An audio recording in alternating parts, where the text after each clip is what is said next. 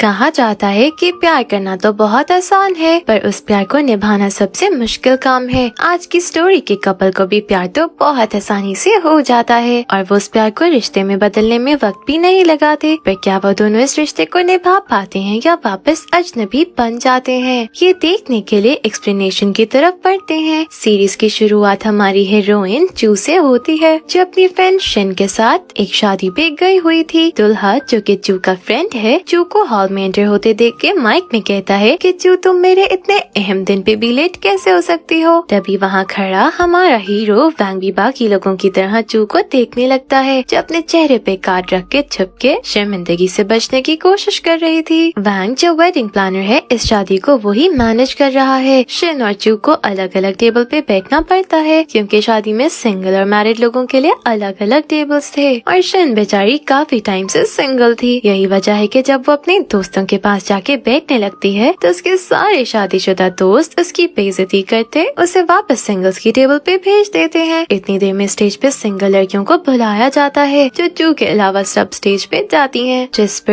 एक बार फिर दूल्हे को माइक पे चू को बुलाना पड़ता है। वो कहता है आज तुम यहाँ से सिंगल वापस नहीं जाओगी, क्योंकि वो लोग सब सिंगल लोगों के लिए ब्लाइंड डेट अरेंज करने वाले हैं। इसीलिए वो सबको एक एक रूम की चाबी देते हैं। चू अपने रूम में जाती है। थोड़ी देर बाद वहाँ वैंग आता है और अपना कार्ड दिखाता है, जिसके मुताबिक आज रात इन दोनों को डेट करना था। वैंग और चू बातें करते हैं। उसी दौरान चू को पता चलता है कि वैंग तो उसका बचपन का क्लास फेलो है, जो कि पहले काफी मोटा हुआ करता था, लेकिन अब उसे देख के चू से काफी इम्प्रेस नजर आती है। वैंग चू को एक तस्वीर भी दिखाता है जो उन दोनों के बचपन की थी। वैंग और चू दोबारा मिलके बहुत खुश थे, जिसके बाद वैंग चू को ड्रॉप करने जाता है, जहाँ चू से रोमांटिक बातें करने के बजाय लड़की होने का सबूत देते हुए वैंग को वैसे ही ट्रीट करती है जैसे कोई भी लड़की अपने दोस्त को करेगी, यानी उसके आगे अपने दुखड़े रोने लगती है। तभी हमें स्क्रीन पे शादी का काउंटडाउन नजर आता है, जिसके मुताबिक इस कपल की शादी में 99 डेज बाकी रह गए हैं। चू तो अपने घर चली जाती है, लेकिन वैंग कार में ही रात गुजारता है ताकि सुबह को चू को ऑफिस ड्रॉप कर सके। अगली सुबह चू अपने ऑफिस जाने लगती है तो वैंग उसे कार में बैठने को कहता है। चू पूछती है कि तुम घर क्यों नहीं गए, क्योंकि तुम्हारा सूट तो वही है, जिस पे वैंग बहाना बनाता है कि मेरे सारे सूट एक ही जैसे हैं। पर हम तो सच जानते हैं और इस बात से साफ जाहिर होता है कि वैंग के दिल में चू के लिए फीलिंग्स हैं। रास्ते में वो लोग नाश्ता करते हैं और जब चू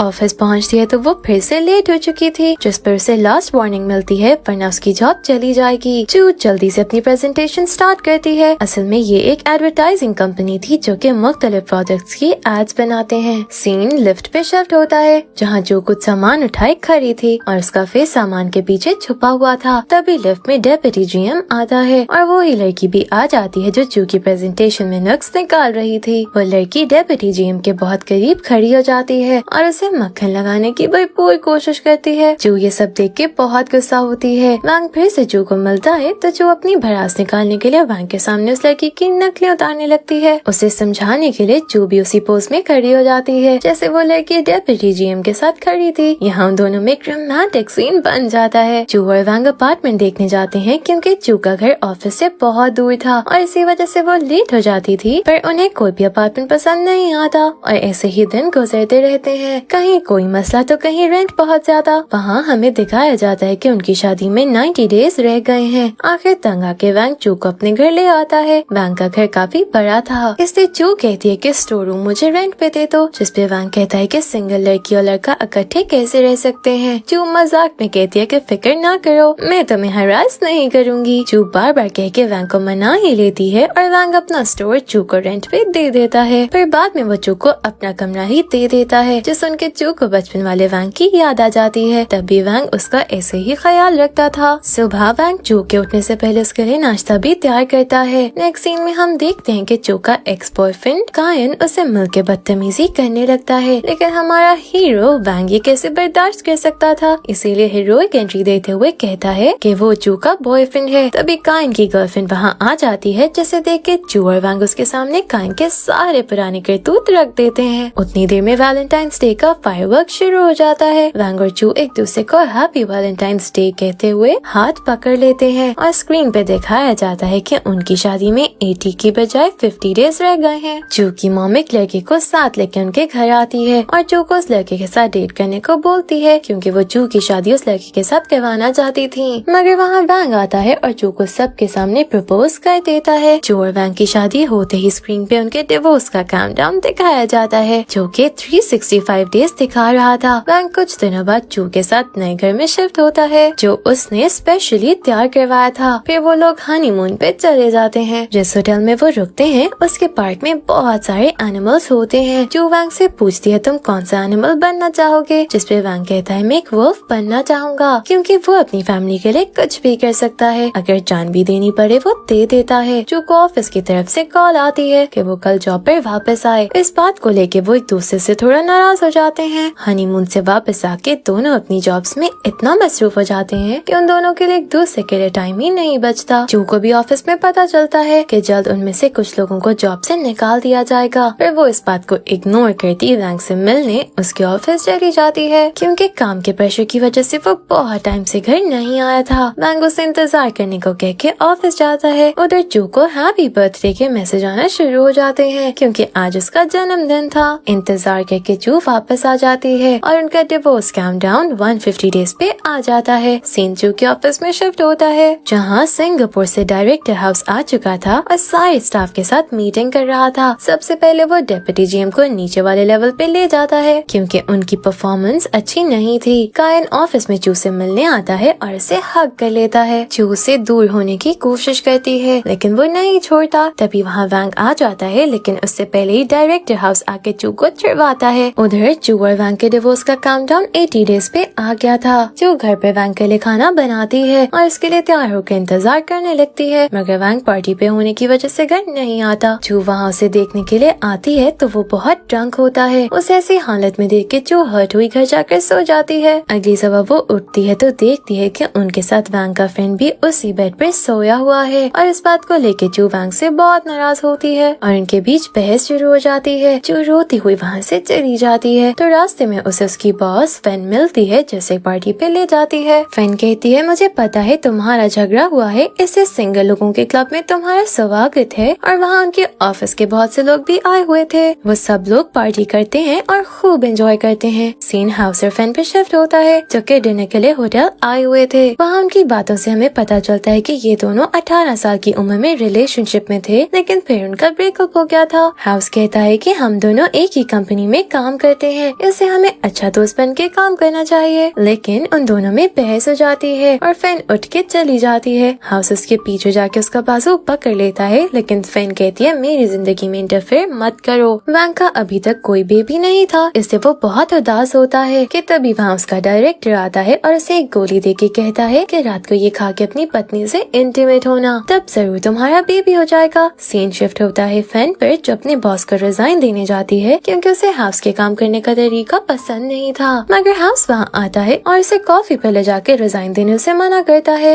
रात को वैंग चू से मिलने के लिए इंतजार करता करता सो जाता है और इन दोनों के दरमियान कुछ नहीं हो पाता। चू की कंपनी को वैंग की कंपनी के प्रोजेक्ट का एडवर्टाइजिंग का काम मिल जाता है, जिस वजह से वैंग और चू बहुत बिजी हो जाते हैं और वो बहुत कम वक्त एक दूसरे के साथ गुजार पाते हैं। वैंग घर जल्दी आता है और चू के लिए खाना बनाता है कि तभी बेल होती है और चू का एक्स बॉयफ्रेंड कायन नामुदार होता है। स्क्रीन पे दिखाया जाता है कि वैंग और चू के डिवोर्स को एक दिन रह गया है। कायन और वैंग में चू को लेके लड़ाई हो जाती है। कायन कहता है तुम चू की जिंदगी खराब कर रहे हो, उसे मैं फिर से अपने साथ ले जाऊंगा। उधर चू भी आ जाती है और कहती है कायन सही कह रहा है, मेरी लाइफ खराब हो चुकी है, लेकिन मैं तुम दोनों में से किसी के साथ भी नहीं रहना चाहती, क्योंकि मेरी लाइफ में कोई सुकून नहीं रहा। वैंग चू को मनाने की बहुत कोशिश करता है, लेकिन वो नहीं मानती और बात डिवोर्स तक पहुंच जाती है। अगली सुबह वो दोनों डिवोर्स ऑफिस जाके डिवोर्स साइन कर देते हैं। चू नया घर ढूंढने तक वैंग के पास रेंट पे रहने लगती है। उधर हमें फैन की बेटी श्याओ दिखाई जाती है, जो कि हाउस की बेटी थी, लेकिन हाउस को इस बात का नहीं पता था। फैन अपनी बेटी को बहुत सख्त असूल बता के अपने साथ रहने की इजाजत दे देती है। असल में पहले वो अपनी नानी के पास रहती थी, लेकिन उनके गुजरने के बाद वो फैन के पास आ गई है। श्याओ कहती है कि आप मेरी मॉम बनने से क्यों डरती हैं? ये सुन के फैन की आंखों में आंसू आ जाते हैं, लेकिन वो अपनी बेटी को ज्यादा लिफ्ट नहीं कराती और बहुत सख्ती से पेश आती है। चू और वैंग की कंपनी की मीटिंग दिखाई जाती है, जिसमें शादी के टॉपिक को लेके वैंग और चू में बहस हो जाती है। चू अपने हाथ से उसकी रिंग उतारने की कोशिश करती है, जो बहुत मुश्किल से ही पर निकल आती है। तभी वैंग चू को किस कर लेता है। घर में चू एड के लिए स्क्रिप्ट लिख रही होती है, मगर वैंग बार बार कोई ना कोई बात करके उससे डिस्टर्ब करता रहता है। इससे चू अपना सामान उठाती है और एक होटल में रूम रेंट पर ले लेती है। जब शिन को उसकी डिवोर्स के बारे में पता चलता है वो वहाँ आती है और उसे बहुत बोलती है कि उसने ऐसा क्यों किया है। सीन शिफ्ट होता है फैन पर, जो श्याओ के साथ एक रेस्टोरेंट में आई होती है। वो फैन से अपने डैड के बारे में पूछती है, जिसपे फैन कहती है वो मर गए हैं। वो फैन से उसकी फोटो के लिए कहती है तो फैन कहती है मेरे पास नहीं है। तभी एक क्लाइंट के साथ हाउस वहाँ आता है तो फैन अपनी बेटी को लेकर जल्दी से चली जाती है। फैन की बेटी कहती है कि आपको डर है कि मैं सबके सामने आपको मॉम ना बोल दूं। अगर आपको इतनी शर्मिंदगी होती है तो आइंदा मुझे कभी बाहर ना लेके जाना। अगले दिन हाउस फैन से पूछता है रात तुम्हारे साथ लड़की कौन थी, लेकिन वो खामोश रहती है। जू कुछ दिन बाद स्क्रिप्ट लिख के वैंग के घर वापस आ जाती है, जहाँ उनके बीच मामूली बातों को लेकर बहस होती रहती है। अगले दिन जू सो कर उठती है तो पूरे घर में पेपर टेप के साथ सेपरेशन की हुई थी। वैंग कहता है कि आज से तुम अपनी साइड पर रहोगी और मैं अपनी साइड पर। वैंग रोड क्रॉस कर रहा होता है कि उसका एक्सीडेंट हो जाता है। लोग उसके इर्द गिर्द इकट्ठे हो जाते हैं तो अचानक एक आदमी आता है और उसे उठाता है तो पता चलता है कि कोई एक्सीडेंट नहीं हुआ, बल्कि वो लोग एडवर्टाइजमेंट के लिए जू के लिखी स्क्रिप्ट के मुताबिक सीन शूट कर रहे हैं। वैंग ऑफिस में आता है तो उसका फ्रेंड कहता है कि मुझे लगता है तुम्हें धोखा दिया गया है, क्या तुम जानते हो ये एड किस बारे में है। वैंग कहता है कि शादीशुदा कपल के लव के बारे में है, जिसपे वो कहता है नहीं, इस स्क्रिप्ट में तुम्हें एक बुरा इंसान बना के पेश किया गया है। ये सुन के वैंग जल्दी से जू के पास जाता है और इसे कहता है मुझे जिंदगी में अगर किसी बात का अफसोस है तो तुमसे वापस मिलने का। एड कंप्लीट हो जाती है। वैंग जो कि अपने कलीग फैंग के साथ बाहर गया होता है अपने मोबाइल पर एड देखता है, जिसमें वैंग के खिलाफ वैसा कुछ भी नहीं था जो उसने सोच रखा था।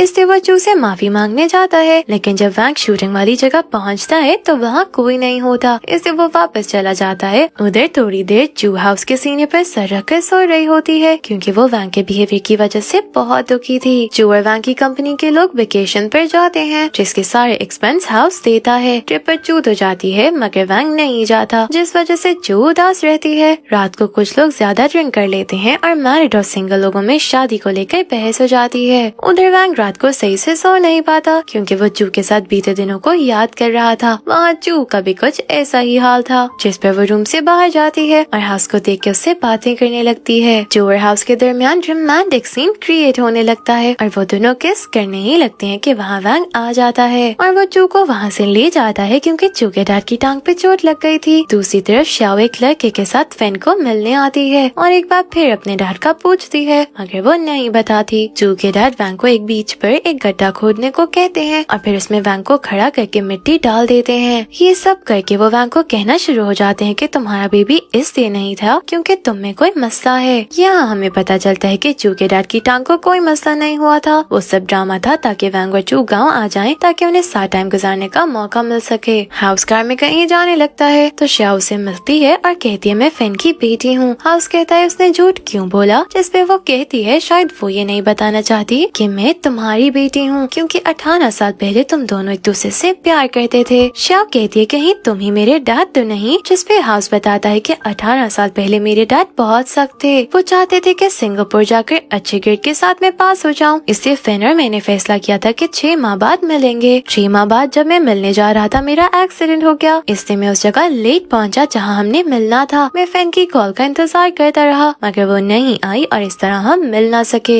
श्याओ से आके सारी बात बताती है, जिसपे फैन बताती है कि मैं वहाँ से मिलने गई थी और मैं प्रेग्नेंट भी थी, मगर हाउस वहाँ नहीं आया था और प्रेग्नेंट होने की वजह से मेरी ब्लीडिंग शुरू हो गई थी और फिर कुछ लोग मुझे उठा के हॉस्पिटल ले गए। वो काफी दिन हॉस्पिटल रही मगर उसका राब्ता हाउस से नहीं हो पाया, क्योंकि उसके नंबर भी चेंज था। कुछ दिन बाद हाउस के डैड ने एक आदमी के हाथ एक चेक भेजा और मुझे हाउस से दूर रहने का कहा। उन पैसों से मैंने हॉस्पिटल के बिल दिए और वापस आ गई। कुछ दिनों बाद तुम पैदा हुई और तुम्हें अच्छा लाइफस्टाइल देने के लिए मैंने दिन रात काम किया। सीन बहुत दुखी हो जाता है। फैन और उसकी बेटी एक दूसरे से हक करके खूब रोते हैं। जू गाँव से वापस भाग जाती है, जहाँ उसे हाउस मिलता है और लिफ्ट देता है। हाउस जू को फैन और अपनी बेटी के बारे में सब बता देता है और वहाँ से फैन को मिलने जाता है और उसे अपनी बेटी के बारे में पूछता है ताकि वो उसके साथ टाइम गुजार सके। उन दोनों के बीच लड़ाई हो जाती है। हाउस फैन को हक करता है तो फैन छुड़ा के वहाँ से चली जाती है और इसे अपनी बेटी से मिलने नहीं देती। श्याओ वैंग के पास आती है और उसे अपने पेरेंट्स को मिलाने का टास्क देती है। जू हाउस के साथ कुछ दिन तक के लिए सिंगापुर जाती है, जहाँ उसे कंपनी डायरेक्टर से मिलना था। वो लोग होटल में अलग अलग रूम में रुकते हैं। हाउस फैन के बारे में सोच के बहुत रोता है। उसके गम में वो काफी ड्रिंक करता है। उधर वैंग भी फैन वैंग के साथ सिंगापुर आया होता है ताकि हाउस और फैन के बीच मौजूद गलतफहमी की वजह जान सके। फैन ऑफिस में बैठी प्लान्स को देख रही होती है कि उसे कॉल आती है और वो उसी वक्त अपनी असिस्टेंट को बताती है कि मुझे सिंगापुर जाना होगा। वैंग एक लड़की से मिलता है जो कि हाउस की गर्लफ्रेंड थी और फैन ने तब उन दोनों को किस करते देख लिया था, इसलिए उसे मिले बगैर ही सिंगापुर से चली गई थी। वैंग उसे हाउस के साथ रिलेशनशिप के बारे में पूछता है, जिसपे वो कहती है कि मुझे खाली खाली नजरों से देखा करता था क्योंकि वो किसी और से प्यार करता था, इसलिए मैंने उसके साथ ब्रेकअप कर लिया था। श्याओ को अगवा कर लिया जाता है और सीन शिफ्ट होता है हाउस के डैड और फैन की मुलाकात पे, जहाँ हाउस के डैड कहते हैं मैं अपनी पोती की कस्टडी के लिए केस करूँगा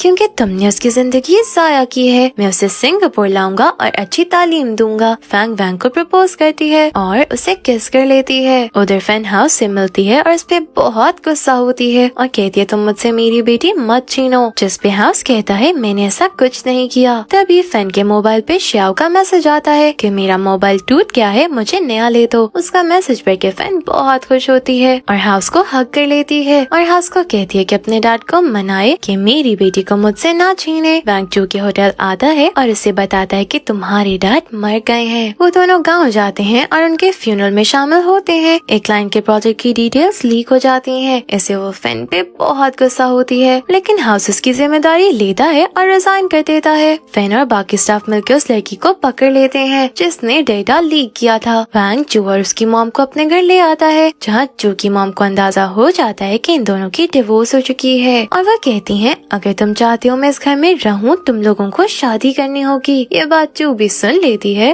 रात को वैंग और चू ड्रिंक करते हैं और वैंग चू से सॉरी कहता है कि वो उसे खुश नहीं रख पाया। वैंग चू से मिलती है और उसे वैंग के साथ दोबारा शादी के लिए कहती है। वैंग कहती है कि मैं उससे सच्चा प्यार करती हूँ, मैंने बहुत कोशिश भी कर ली लेकिन वो हमेशा तुम्हारे साथ ही प्यार करता रहा। वैंग उसे एक लेटर भी देती है जो कि वैंग ने चू की याद में लिखा था। बाद में वो लेटर पढ़ के चू बहुत रोती है। वो दोनों ड्रिंक कर लेती हैं। जब वैंग घर आता है तो चू उसके कांधे पे सर रख के वैंग को सॉरी करती है। अगली सुबह जब उनकी आंख खुलती है तो वो साथ सोए हुए थे। ये कारस्तानी चू की मॉम की थी जिसने रात दोनों को उठा के कमरे में सुला दिया था। सीन फैनर हाउस पे शिफ्ट होता है, जहाँ शाह उन्हें एक जगह बुलाती है और किस करने को बोलती है। वहाँ माँ बेटी की फ्रेंडली बहस हो जाती है, जिसे देख के हमारा हीरो इमोशनल हो जाता है और वो तीनों हग कर लेते हैं। अगले दिन वैंग चू को फूलों का बुके देता है और बताता है कि मैंने रिजाइन कर दिया है, अब हम लोग पूरी दुनिया घूमने का तुम्हारा ख्वाब पूरा करेंगे। तभी चू बताती है कि वो प्रेग्नेंट है, जिसे जान के वैंग बहुत खुश होता है। वैंग चू को रिंग पहनाता है और उन दोनों लव बर्ड्स की किस के साथ ही ये ड्रामा खत्म हो जाता है। Thank you for watching.